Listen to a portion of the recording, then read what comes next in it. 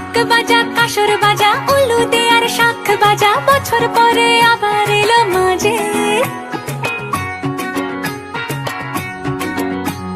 পুজো পুজো গন্ধ নিয়ে নতুন গানের ছন্দ নিয়ে